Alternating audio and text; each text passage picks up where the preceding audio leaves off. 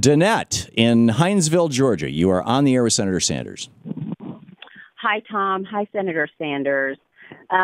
First of all, thank you for all the work that you do and for what you're doing just for the country.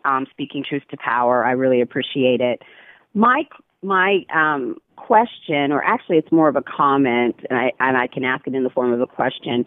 Will you be speaking more on your civil rights record? I know that you participated in the March on Washington, and there's a lot of conversation happening in the country surrounding you, and people are just really awful, saying that, what is he going to say about, what's happening with the racial violence and talking up Hillary Clinton for what she said. And I just wondered if you would speak more publicly about your civil rights record and what's happening with black people in America. Thank you.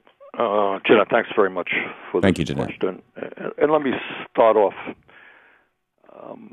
by saying that I believe that as a nation, we should be proud of the progress that we have made in recent years in terms of civil rights and electing the first African-American president in our history. But anybody who thinks we're anywhere near where we should be in terms of creating a non-discriminatory society is dead wrong.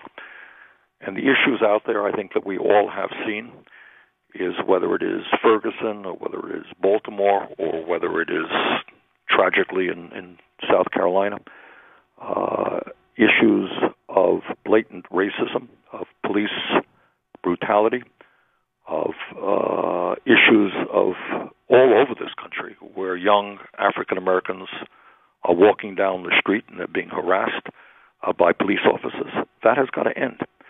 And what has got to end is the fact that police departments around this country cannot act as occupying forces. They have to be seen as being part of the community. When I was mayor of the city of Burlington, we moved toward community policing, which does just that. It makes the police department part of the community, not an outside force coming in. And again, as a mayor, I worked with police for 8 years, and most of these people work really hard under very difficult circumstances. Not easy being a cop.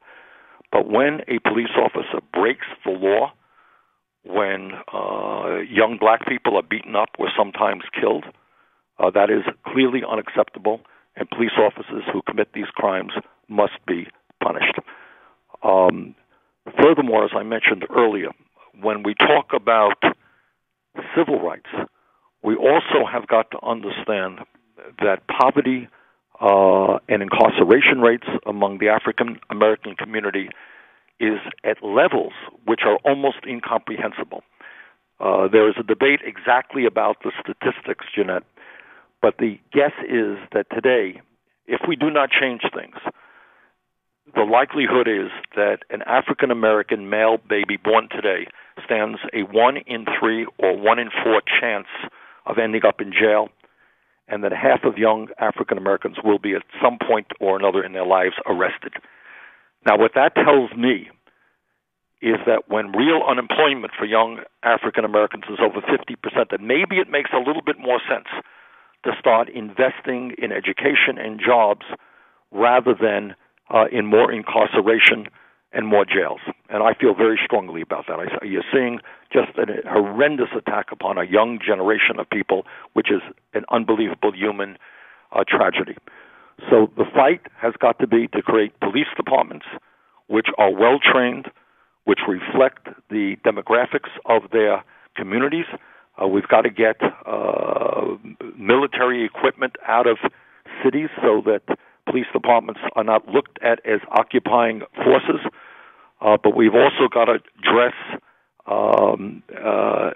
in addition to all of that, the serious economic problems facing minority communities all over this country, and I'm pledged to do that. Yeah, and you're not going to brag on it, but my understanding is that back in the early 60s when my dad and I were going door to door for Barry Goldwater and Hillary Clinton was a Goldwater girl, you were an organizer for SNCC? No, I was an organizer. Well, I was involved in the Congress on Racial Equality. Yeah, I mean, this is an issue. You're right. It's not something, it's something that I've been doing for my whole life, my adult life.